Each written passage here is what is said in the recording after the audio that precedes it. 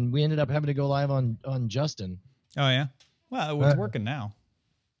Ladies and gentlemen, what you're about to see is the recording of an audio podcast as filmed over a Google Hangout. Please set your expectations appropriately. Keep your arms and trollish comments inside the vehicle at all times. How's it going, Brian? I'm well, Tom. I didn't know if you were still talking to the people in the audience rhetorically or talking specifically to me, honest. That's why I added the Brian, to make sure that you knew. At which point, like the ending of The Usual Suspects, it all became clear to me, and I was shocked. It's not that I don't care how the users are. Yeah. All right. Well, hey, you've got to be out of here to go do scam school. So we're going to start a little early today. Oh, man, I'm excited. Are you cool? Good. You good? Yeah. You ready? Let me tell my secret plans to everyone that I'm going to be on the show now. Here we go. This is Siri. The Daily Tech News Show by Tom Merritt is brought to you by all of the supporters at Patreon. If you also want to support Tom, go to patreon.com/acedetect. That is patreon.com/ACEDTECT. And thanks as always for listening to the Daily Tech News Show. This is the Daily Tech News Show for Wednesday, April 30th, 2014. I'm Tom Merritt. Thanks to Riley for getting Siri to do our intro today. Brian Brushwood's with us. How about that, man? That's two mega stars that both annoy you. Me and Siri. That's two mega stars that annoy me. Both are Siri. That's right. You don't annoy me at all, man. This is like extra special treat. We get a Cord Killers meeting and we get a Daily Tech News Show meeting. And you know what would be really crazy is if one of the stories happened to be like right in our wheelhouse, like Cord Killers related. That's a lot to ask, Brian. Who knows? Anything is possible, though. Let's see what's in the headlines. Certainly isn't this first story. Facebook had a few big announcements at the F8 Developers Conference Wednesday morning. Using Facebook to log into another service is going to become entirely under your control. Users can choose line by line what they will and will not share with a service they're using Facebook to log into, up to and including a new ability to log in entirely anonymously. The company also promises to fix bugs within 48 hours, support all APIs for 2 years, and they're open sourcing a system called AppLink that makes it easy for mobile apps to link directly from one to the other without having to go to a web browser. Finally, Facebook announced their Audience Network, a way to buy ads on non-Facebook sites that benefit from Facebook's data. So yeah, Facebook's becoming a third-party advertising provider. Facebook Audience Network is open for registration today. There was an important quote Zuckerberg dropped. He said, I could sign in on my own terms. Quote, we don't want anyone to ever be surprised about how they're sharing on Facebook, which I thought that was an awfully magnanimous statement from a man who built an empire by surprising people about how they're sharing on Facebook. We don't want anyone to be surprised by how they're sharing on Facebook anymore. Yeah, there you go. Starting soon as this launches. You know what? Yeah, okay. We can have make a lot of hay out of that. You're absolutely right. On the other hand, I'll give them props. Like, I've been not using Facebook to log in a lot of times because of this, right? You try to use Facebook and it says, this will share everything you have on Facebook with this app. And you're like, nope, forget it. I'm not going to do that. So this is good. I'm happy that they're giving me that line by line stuff. They are doing the right thing, but they're doing it because they're on top of the haystack because they killed everyone by sharing all their private data to get there. Hulu CEO Mike Hopkins announced in a blog post today that this summer Hulu's mobile apps will get a section of full episodes for free without needing a Hulu Plus subscription. Hulu added clips from shows to the Hulu app for non-subscribers back in October, but now you're going to get the whole deal. Feature will come first to its Android apps. Post also mentioned a redesigned iOS app coming later this summer, as well as new ad units, including one that would allow a viewer to order something like a pizza without leaving the Hulu experience. Man, what? Wait, weren't we just wishing? This seems like we should talk about this later, Tom. Yeah, this is exactly what we were hoping for, a Cord Killers moment.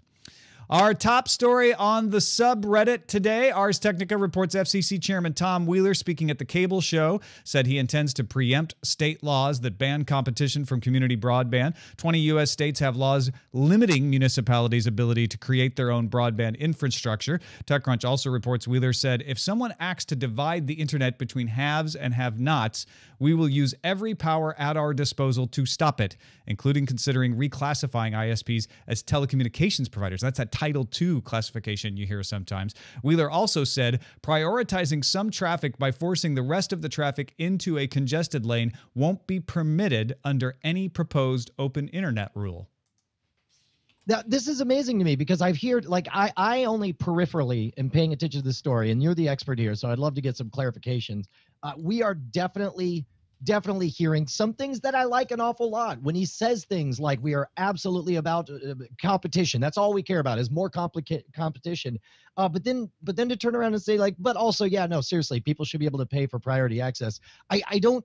How can both of those come in the same breath? Because you're a former lobbyist for the CTIA and the NCTA?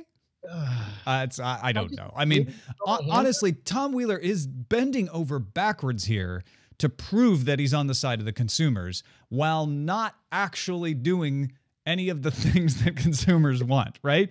He's saying all the words, but he's not doing the things. Yes, and I guess that's really frustrating to me. Although, as Penn Jillette says, the thing he likes about hypocrites is that they're either saying or doing something that he likes. So in this case, at least he's saying something I like. Yeah, absolutely. You know what? It's not a bad thing. And saying if he really means it about the municipal internet would be a great thing. So I think he's really trying to figure out a compromise here. But nobody believes him when he says, no, commercially reasonable will not be used as a loophole, because it's a loophole. Like, you can't just leave it in there and say, oh, but we won't use it.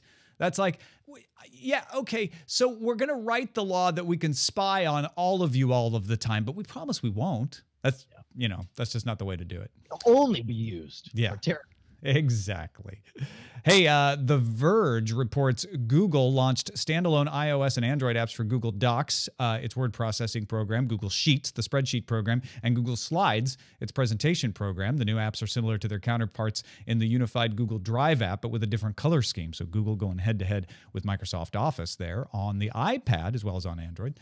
CNET reports Microsoft will take advantage of the end of a 13-year ban on game console sales in the country. The Xbox One will go on sale in China this September through a joint venture with Best TV eHome Entertainment. Microsoft's Xbox One will also debut in 42 other countries in September, including India, Japan, Korea, and Singapore. I think the most shocking thing about this news to me is that apparently Xbox Ones were banned in China. Apparently all consoles were banned in China. How did I not know this for 13 years?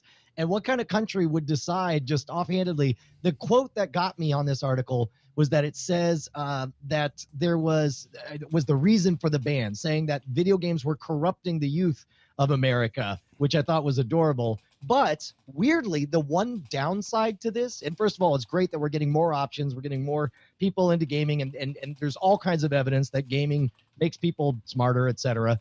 But the thing that truly makes me sad is that because there was no consoles, relatively, I'm sure they're in the black market, most kids grew up PC gaming. And as somebody who has always felt like a third-rate gamer because of my love for high-end PC gaming, I've always been jealous. And there's a whole apparently I was meant to live in China, Tom, where all of my people are, the PC gamers.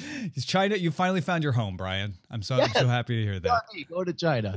Wired reports on Dark Wallet, a Bitcoin application designed to protect its users' identities in more ways than the Bitcoin system does on its own. Chiefly, what the application does is encrypts a mix of users' payment info. So it's not as easily traceable from the Bitcoin public ledger. The way Bitcoin's ledger works now is you make a transaction, that ID can be used to correlate, okay, that person, that transaction. What this does is it mixes a bunch of users so you can't tell which user made the transaction because they're all mixed up together. Dark Wallet was conceived by Wilson and Amir Taki. You may recognize Wilson Taki's name. He also created the first entirely 3D printed gun. Dark Wallet is set for release on Thursday. That's tomorrow. Time for some news from you. MikePKennedy submitted the Engadget report of the Wall Street Journal story that Google has stopped scanning the 30 million email accounts registered under its Apps for Education program. You know, Google regularly scans email text in order to display ads triggered by keywords.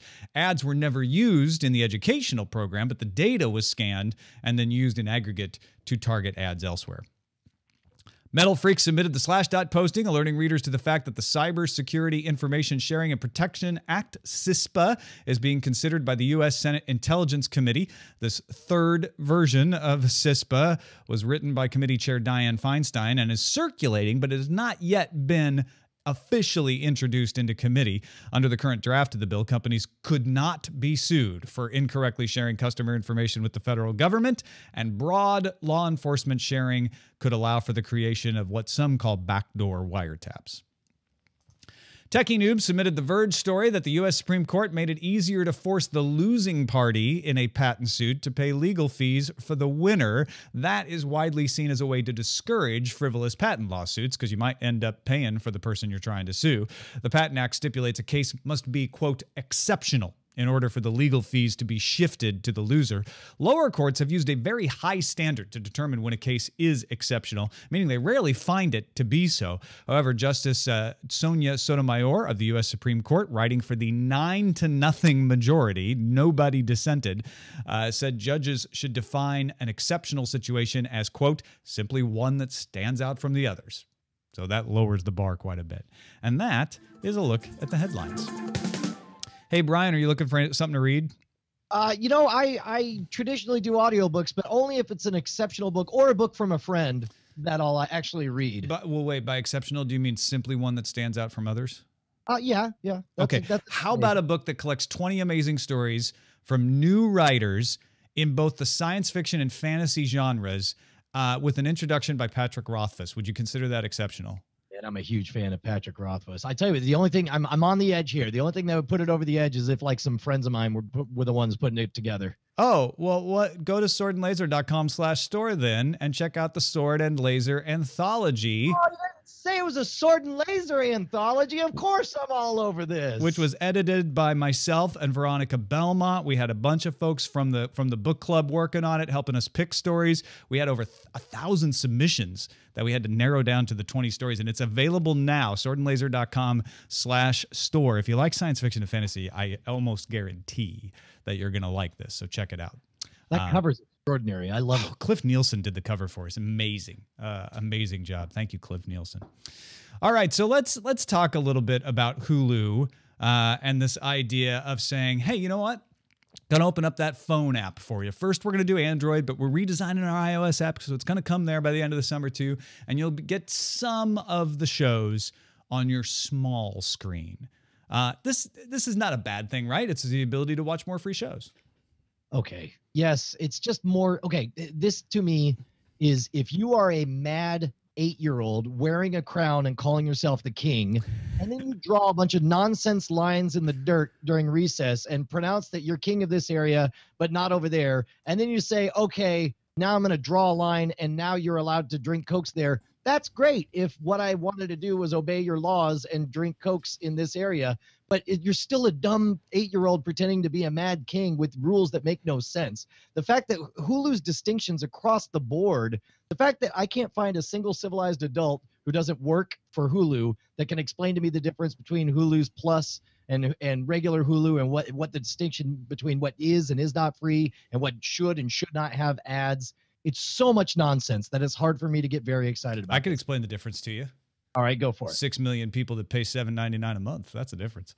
You know what? I'll bet 6 million of those people can't explain the difference. They just know. All I know is that it works on my TV now, is what they say. Well, okay, yeah. So that's what you're really paying for, right? Is the idea is you pay $7.99 a month and the app on your television works on your Roku, your Apple TV or whatever, and the app on your phone and your iPad works. And Hulu, the free version, only works on the desktop. And there was a big dust up over this kind of thing with Google TV, where they blocked Google TV from being able to act like a normal browser because they're like, you're attached to a television. And that just showed the silliness of this to me, which is this is an internet thing, right? It doesn't matter where it shows up. The stream is still the same damn stream. As far as I can tell, to answer your question about what's different, there are more older episodes available on Hulu Plus. I have finally found that to be true. Like, oh, I only get the past 5 to 8 episodes of this series if I'm on Hulu in a lot of cases, whereas I get all of the back episodes on Hulu Plus. But there are also times when there's something I can watch on Hulu that I can't watch on Hulu Plus. That makes no sense to me whatsoever. So let me propose this. This may be, and I'm going to say that there are two things here. First of all, I suspect that the reason this is happening is because content providers want their stuff seen and they want the ad revenue, and they say, look, everyone wants to watch it on their phones. Why aren't you letting them watch on the phones? And this is Hulu appeasing the content owners. Flip side, I actually think this is a really bad idea for Hulu, because there was one thing that I could flat out say Hulu Plus did. Makes it much more convenient to watch all the Hulu stuff. You can watch it on your phone, on your iPad, on your television, anywhere you go, whatever device it is, you'll be able to watch Hulu on it. Now they're breaking that down. Now they're making the devices just as mushy and nonsensical as the selection in the back catalog. And I think this is actually going to bite them in the butt.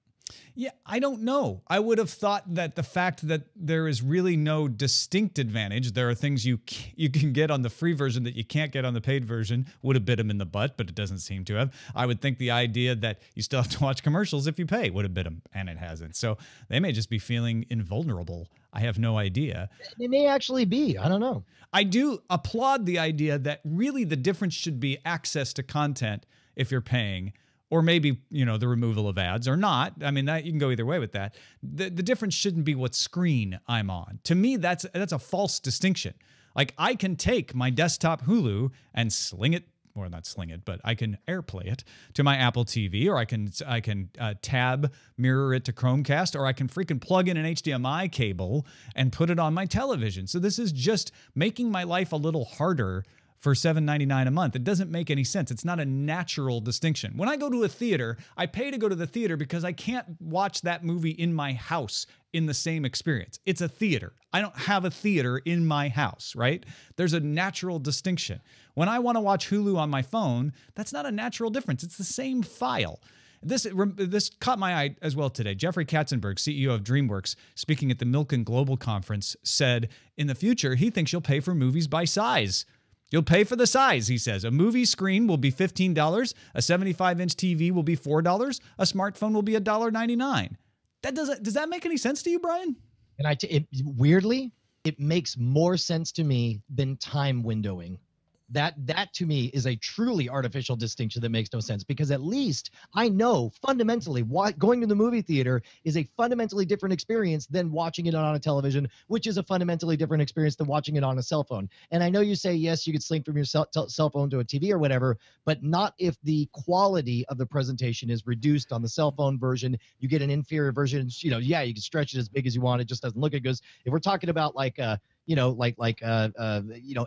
versus HD versus 4K, then yes, if we could get that, and that was the new law of the land, and everything was simultaneously released, I'd be all over that for sure. I'll grant you that paying a different amount to go to the theater than my home makes sense, for sure. I will absolutely grant you. That's a very good point of saying my resolution will be different. Like, I don't need as high a resolution on my phone, so I'm going to pay cheaper for that cheaper resolution. But they shouldn't try to guess what device you're on. A file is a file is a file. Like, just grant me the access based on the natural things that you mentioned, like where I am and the resolution, not what size of screen the device I'm using is. Okay, but that might not be the best example for you to bring up, because we've talked before about on frame rate and on cord killers that when we go to the movie theater, to our fancy movie theater displays, most of them are transmitting in 2K, especially if it's a 3D one. You got a 2K image, which is barely more than HD, so it actually is the same resolution as your home. But then there's a place I feel like, but there's also the place difference, right? Like, I'm in this large theater with the Dolby surround sound. And like I said, I can't have that theater in my house. So that's a different reason, a different natural reason to me. Does that make sense? Yeah. I see where you're coming from, but it's like I am in favor of tinkering, and I wouldn't mind. Let's say the lightning struck and for 1 year we tried this nutty idea. Would you say no? Don't try it. I love the current system so much. I love time windowing. I love the mishmash of displays. Or would you be down for like this to be the law of the land just to see what it'd be like? I think it's inefficient. I just feel like, oh, now you're making me have to like spoof the fact that I'm on a television or on a phone when I'm not.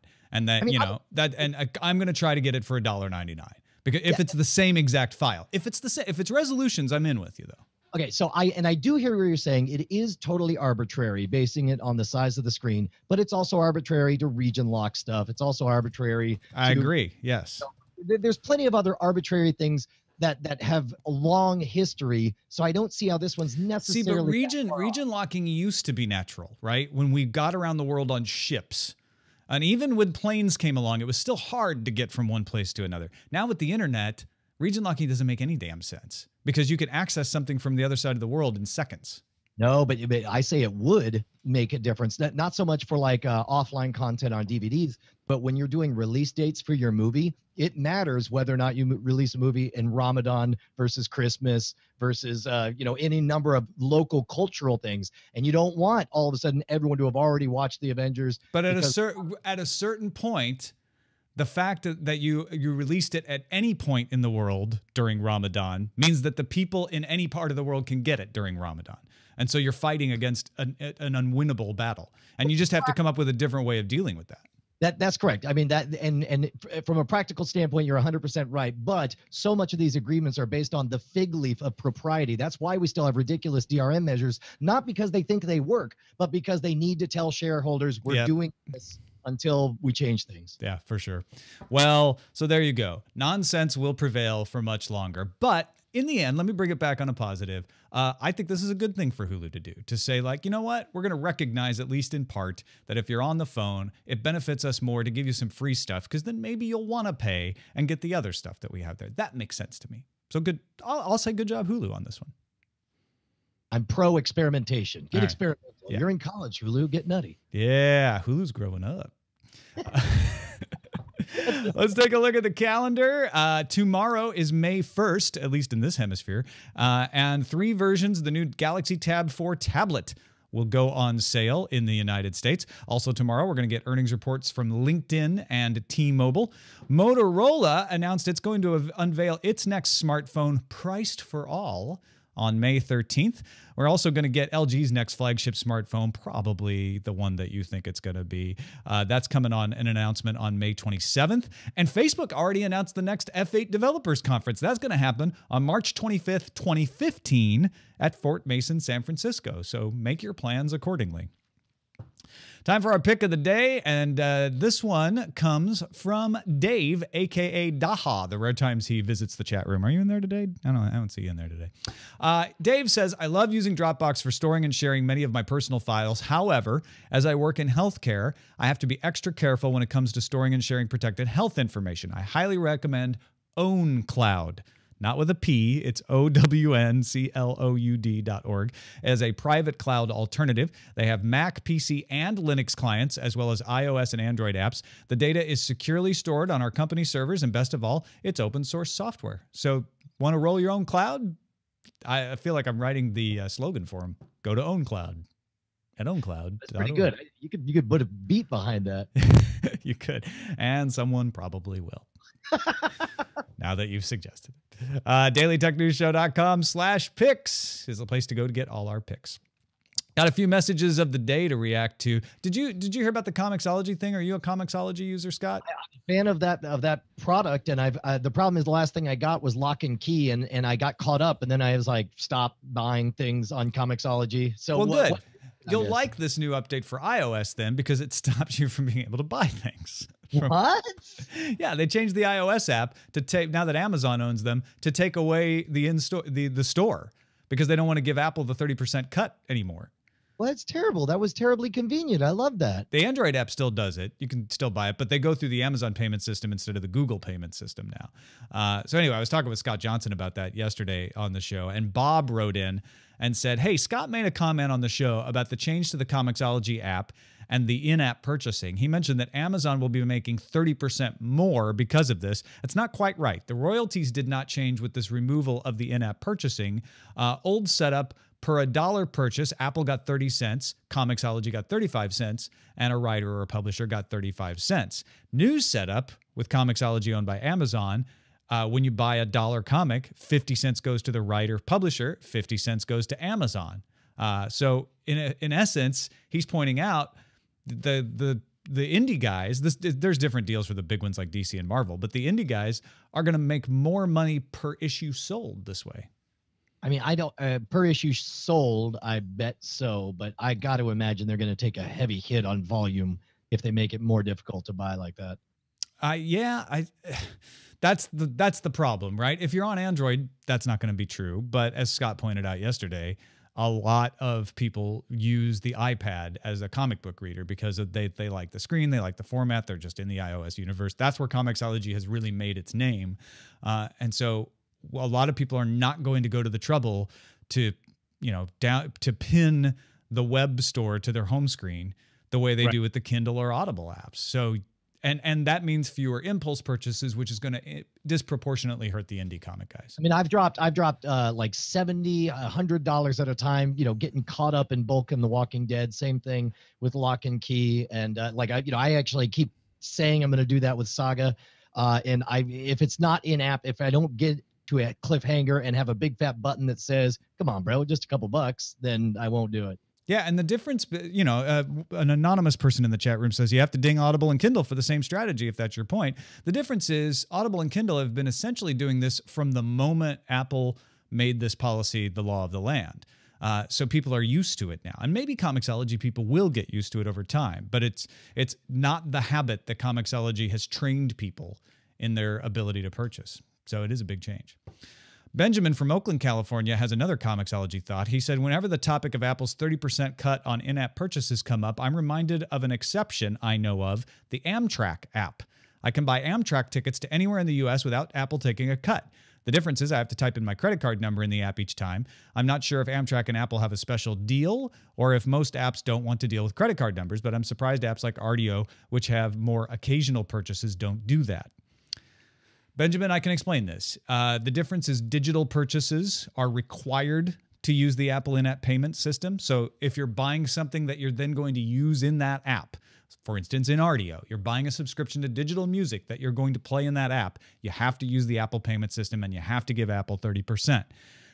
Physical objects, which I know tickets are kind of, because they go into Passbook now, they're sort of digital, but they're considered physical objects. Anything that's not a digital purchase that's used in the real world doesn't get to use Apple's in-app purchasing system, and therefore that's why you have to put in the credit card, and that's why Apple doesn't take 30%. It's why Amazon can have a shopping app that allows you to order things from Amazon's store and have them delivered to your house and do it right inside the app because they don't use the in-app purchasing. So I hope that clears up that mystery. Finally, Daniel writes in about net neutrality. He says, I've noticed you like to talk about the lack of consumer choice whenever a discussion on network neutrality comes up on the show. Most recently in yesterday's conversation with Scott Johnson. I think it's a fantastic point, and I wish more people would press that issue rather than the more abstract one of packet prioritization, which would work itself out if consumers could choose who's carrying their packets. That said, the only way I see consumer choice flourishing is if governments assume responsibility for laying the pipes internet carriers use. As an analogy, FedEx, UPS, DTL can all, I think he means DHL, can all compete because the government builds roads. Competition between ISPs might only work if it's predicated on the use of existing public infrastructure. What are your thoughts on this? I don't know. I would like that not to be the answer. I'd like us to come up with something that's a little looser. And even if that is the answer, that everybody has to use the same road, I don't know that the government has to build it. I think there's other ways to handle that, municipal broadband, public-private partnerships, stuff like that. Brian, what do you feel about this? The big problem, whenever you decide, well, if the government just builds the infrastructure, then we'll all have it. And that's true for roads, but we are now locked into the road business. We're not making, tube technology. We're not flying around or whatever. Just someone said roads and we have roads and we all say, hey, isn't it great that we all have roads? Who knows what it might have been? We had copper for 100+ years because someone said, well, copper's obviously the way we need to get signals across America. So we're stuck with coppers, and we don't know what might have been in a mesh network, radio type setup across the United States. And certainly it's still, many people are bemoaning their current lack of options or lack of speeds for ISP, it's because they're using DSL over copper. They want to be on fiber optics. Maybe we would have had fiber optics 20, 30 years ago if we hadn't done that, rush to tell the government to build the infrastructure for us. But we didn't have the government build the infrastructure. What we had was Bill Clinton passing a law in 1996 requiring telephone companies to lay fiber, which they did and never used. Right. Okay. Well, look, the point is there's something you don't know. The problem is you always lock in what you think is best right now. I don't think it actually undermines your point. I think it actually makes it better, which was making them lay the fiber didn't do it, right? They just didn't use it. They're still using copper. Well, and who knows? Maybe like transdimensional, holographic, compressed, interdimensional subspace communications could have been there. Well, and some of it has to do with just research and development. Like mesh networking, nobody's really figured out how to make it work easily widespread. But now, because of these problems and because of things like revolutions in Syria and Egypt, a lot of people are hammering away on that. So we may actually get some sort of mesh networking that would work and be robust and make all of this moot. Who knows?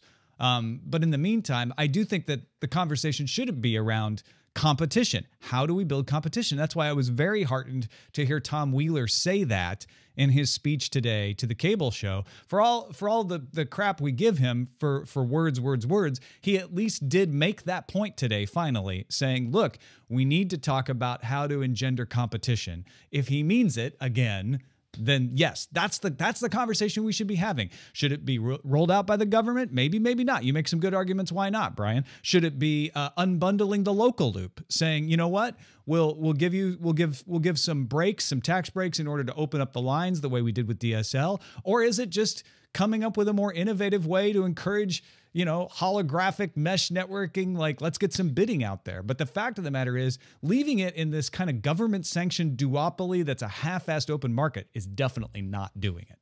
Agreed. Yeah. Well, don't forget, folks, Brian Brushwood is available in many other places than this. You can find him on nightattack.tv. You can find him on Scam School, and you can buy parts of him on scamstuff.com. Wait, is it relics that you sell, like fingernail clippings, or? Actually, I don't want to say what, but we have a mystery gift that I think we still have a few available that is an important piece of Brian Brushwood history that is available. So you can buy relics of Brian Brushwood. That's fantastic. Go check it out, scamstuff.com. And of course, I'm most excited selfishly about Cord Killers, which we do every Monday at 4 p.m. Pacific, 7 p.m. Eastern at diamondclub.tv, where we talk about watching what you want, when you want, where you want it on any device you please, just like Hulu. Yeah, if you like that little discussion, then you'll hear a lot of similar stuff. Only just substitute Netflix and Amazon Prime. If there is one place people should go, like, I need that one place to find more out about Brian Brushwood, where should they go? Just go to twitter.com/Shwood, SHWOOD. I'm pretty good about tweeting out right before I go live. Hey, thanks, man. Brian is one of the people who encouraged me to revisit Patreon, which we used for Cord Killers to great effect, and then convinced me to try it with Daily Tech News Show. So thank you for that, Brian.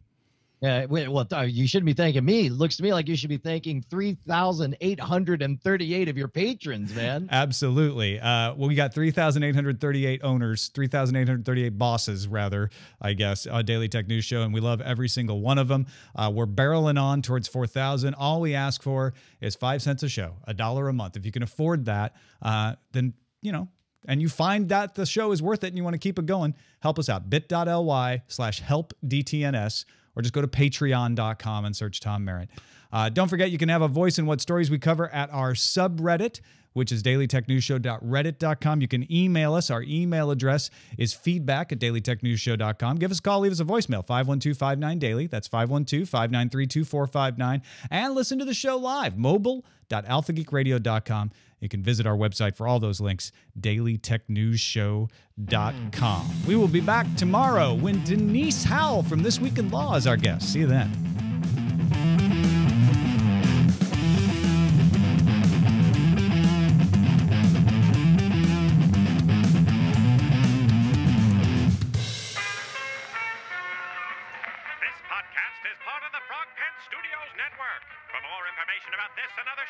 Visit frogpants.com. Audio program so good, it's like you're there. Awesome. Thanks, man. Hey, man, it was awesome. I'm going to rush on out. Yeah, have a good shoot. All right, see you, bud. Bye. So, I don't know what this means. I mean, everything says live. I know, so bizarre. I have a yellow live button. Yep. I have I went on. It's just stuck in please stand by mode. I went and checked. Yeah. Starting soon, please stand by. And then at that point, I mean, because Brian had a hard out, I was like, well, the audio version's going to be fine. So let's just keep barreling on. No, it was the right decision. It was a bummer. T2, next time, just let me know in the chat room if we're not. Oh my God. I was like, oh no, but it was. Is that what you were saying? Okay, that's what you were saying. Yeah, that was what I was saying. Okay, gotcha. I don't want to waste your. Yeah, it was kind of awesome. Yeah, I did see it. Yeah. I did see yeah. How bizarre. Well, I'm going to go ahead and stop the broadcast then, since there isn't one. I think so. While Stick I on revelate. AlphaGeek Radio. Yeah. We'll stay on AlphaGeek. Thank you, Adam12. Thank you, Peds. I like TV Egon's Eternal Swords. Maximizing copper is my police tribute act. Maximizing copper is police? The police? Yeah. Nice. My police tribute act. Bum, bum, bum, bum. Yes, Jackie Hearn could do a puppet version of today's show. I think that would be great. It would only take her like 12 years to do a 35-minute. Yeah. So wait, did you know that during the show, Pomplamoose released a cover of Wake Me Up Before You Go Go to celebrate the launch of their Patreon? Oh, cool. Isn't that cool? Yeah. That is way cool. I was wondering when he was going to use when Pomplamoose was actually going to use it. Yeah, I would love to see what their page looks like. I was going to go right now to check it out because Justin Robert Young said when he went over to the Patreon offices in San Francisco, he ran into the Pomplamoose singer in the kitchen when he was like grabbing some water or something. Yeah, just the first like 10 seconds, the video looked so amazing. I was super excited. Oh, it looks like just like every other Patreon page, except it's got Pomplamoose on it. Nice. It is funny, TVZ Gun, that I started this stream with what you're about to see is the recording of an audio podcast. Oh, can you believe it? I guess Google Hangout just didn't like that very much. Let me tell you something. It's a good thing AlphaGeek Radio came back, or else it would have been like the show that never happened. That's right. Oh, my God. We dodged a bullet. Yep. Thank you, Todd Whitehead. Thank you, Todd Whitehead, for the fix. Because that would have been really awkward. I mean, it just wouldn't have been a stream. We would have had the show. I would have had to have done like transcription like I've never done in my life into the chat room. Transcription. Yeah, you could have done a live blog. I could have just copied it. No, I could have just copied and pasted the rundown into the chat room as we went. You could put, while Beatmaster put the links, you could put the text. The text. That would be quite a piece of art. This is Siri, the Daily Tech. See, now you're not hearing what AlphaGeek Radio hears right now, but they heard me replaying the beginning of the show there. Yep. This is too true. Hey, Todd. Oh, that's me answering the phone. Trying to find the edit point here. This is Siri. That's the right one. I played the This Is Siri thing twice while I was recording, so it was fooling me. That video games work. And what kind of country? What kind of country are we going to live in? The Patreon. That's too. I need a title. I don't have a title. Oh, title.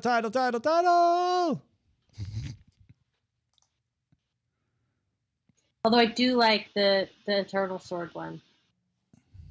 But it's a little, again, long. The Police Tribute Band. Tribute Act. I've used that. The show that never meme was. Quite a bit in my career. Yeah. We're all ears. Can I call it a career? That's an in-joke, but it's funny. Yeah. Oh. Toby Pitt. It was hard to. Instead of Hulu, it would be Hulu. Like as in huh. Wait, what did we say? We said something that made me think like that's a good title. And I don't remember what it was now. Let me look at the show. This is not one of the days where they're cutting it easy.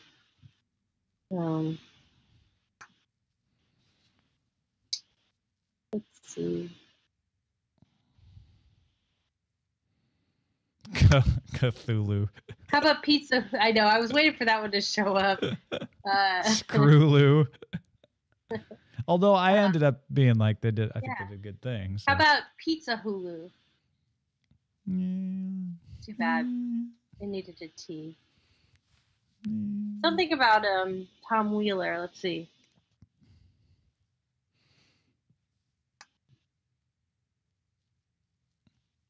Didn't we say anything funny? No. Well, yeah. See, what did Brian say about?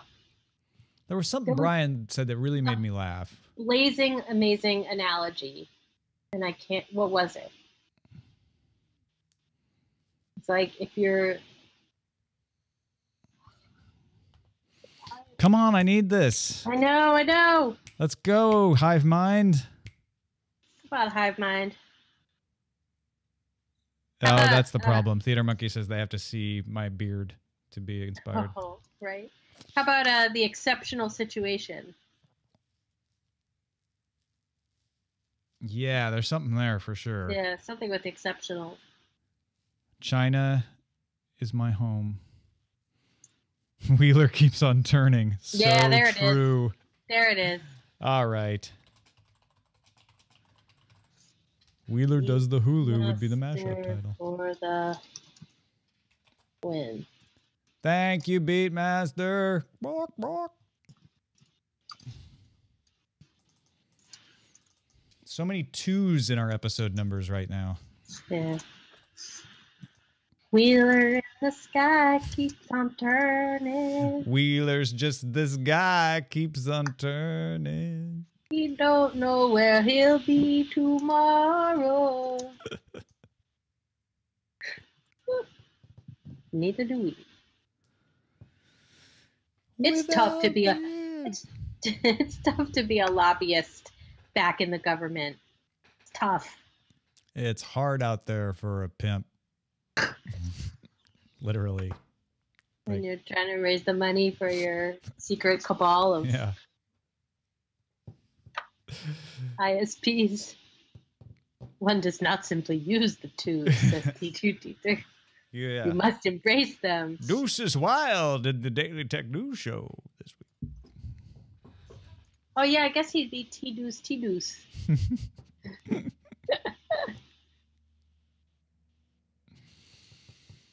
Exporting. Okay, so there's this one guy who's fascinated with the inflating size of our videos over the past few months. Sent me a breakdown. I think I solved it yesterday. Right. Because I just happened, through dumb luck, to be downloading the video at exactly the same time when it showed up, which I used to do all the time, right? Because when I was using it as the source of the audio, I would sit there and wait for it. And then as soon as it showed up, I would download it. Well, yesterday, the file was only 98 megabytes. Mm-hmm. So I'm guessing, and I feel very confident. It's always our longest post show. Yeah, it was a really long post show yesterday. So what I'm thinking is the file that makes it into the dashboard on YouTube at the beginning is a lower resolution and a lower file size. And so if you download it quickly, you get that smaller size. And when we stopped using it for audio, it got a little bigger because I started doing it later. And then when we started doing the post show, it got a lot bigger because I wouldn't get to it till much later. Oh, interesting. Fascinating. Which is another reason why I don't want to call our video podcast official, because the way to fix that is to actually do like a local recording and all of that jazz. Yeah. Which is extra complex with video, as Brian knows very well. Well, by 20,000, we'll get you a technical director for real, and then you could just be a host. That's the answer. I want an editor before a TD. Well, editor is a T. Like you get an editor / TD. Is that a TED-editor? The TED-editor. Nice. I think that you get someone who's like, you know, across the board can do your like relatively simple edits and can do your technical directing, so that we can actually get you back to full host. Yeah, that's kind of what Jason did for TNT and still does. Yeah. But that's because, see, to me, that's like more engineering than it is producery. It's all semantics, but yeah. No, it is. It's more line producer than series producer. Yeah. If you want to look at it that way. So many titles. I thought line producer was just for the actual hardcore dealing with the lineup. Yeah, it is. I guess you're right. But then, oh no, because the director is the one who's really calling this. So it's more director than series. It just depends what your budget is, because then you've got the fonts guy and the, you know, and then the graphics guy. No, you're right. You know, I just come from a universe where all those people exist. And they're very well You come paid. from the universe that caused all of those titles. Yep. Invented them, actually. By the way, did you see Brian Williams on Jimmy Fallon? Not yet. I'm very excited. Oh my God. I did see Emma Stone though. He's so, awesome. But yeah, Emma Stone was brilliant. I agree. Yeah. He so plays the news card. Oh no. Hilariously. Like intentionally or like? Oh yeah, totally intentionally. Like, you know, while I'm upstairs doing the show that pays for your little hobby. Like that kind of stuff. Not true though. Not anymore. No, probably not. Which is probably why he feels comfortable making that joke. News is historically a loss leader. Fallon, without question, pays for news now. Well, I guess you're right. Like, was in the heyday, in the public service, in the Tom Brokaw and Walter Cronkite years, it's not like they made way before that. Loads. The entire history of broadcast news on the television is a loss leader. It's up there because it was the justification for owning the entire spectrum. Yeah. So it was never expected to make money, especially at CBS News. And then I think in the 70s and 80s it got pretty close to making money, though, didn't it? Yeah, it made money on. They made money on a lot of things in news. Like 60 Minutes was one of the first things to really make money. Right. But like the problem was what's his name? The guy that owned all the Lowe's theaters that owned CBS for a while there. Not Sumner Redstone. No, pre-Sumner. Not Viacom. It was the guy after Paley and after a bunch of them. The guy who owned the Lowe's theaters in New York and who was the guy you were scared, terrified to run into. No, please hold on. Right. Serious. This is my family history here, and I can't believe I can't remember the name of the guy. No, I'm definitely taking your lead on this stuff. Because National Amusements still owns theaters. I guess that's why I was confused. It's hold on. CBS owners history. Thank you, Google, for existing. It was the scary guy. Hold on. There's the guy who went in and everybody showed up for the meeting with him in a bureau, and he was like, "Why is everybody just lounging around?" and fired all of them. Terrifying. I've got to find this because it is going to upset me.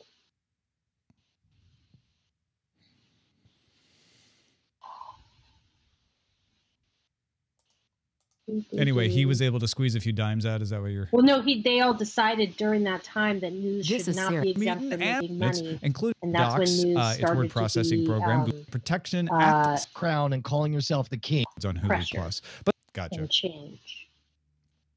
So not Paley. We're to Paley now. Please, somebody help me. God, this is too detailed.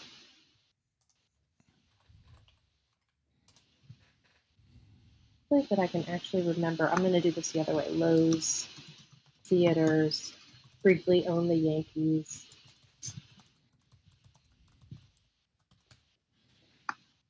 You couldn't find. It was too much history in the CBS part. Yeah. You couldn't find just a list of owners, huh? Too much like it was Viacom. Program. Yeah, it was Columbia. And there's so much interlocking. Yeah, it was Columbia Broadcast. I am going to be upset.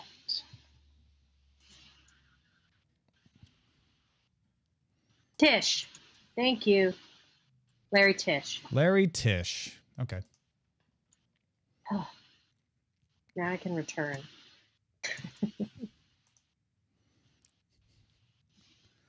Yeah. There's not going to be any video for this one. Sorry, folks. Bad news. It's not even showing up as a completed live event. That's a bummer. What a weird thing. It does show up in upcoming.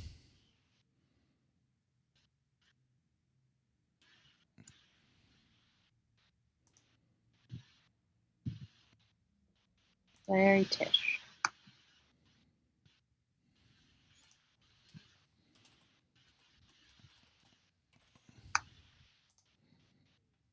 It shows that we started it at 117.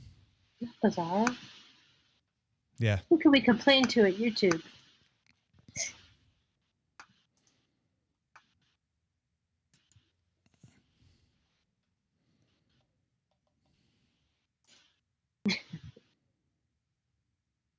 Oh, shoot. We have to go. Okay. Yep. Let's go. All right. Bye, AlphaGeek Radio. Returning you to reruns. Thank you. Bye. Bye.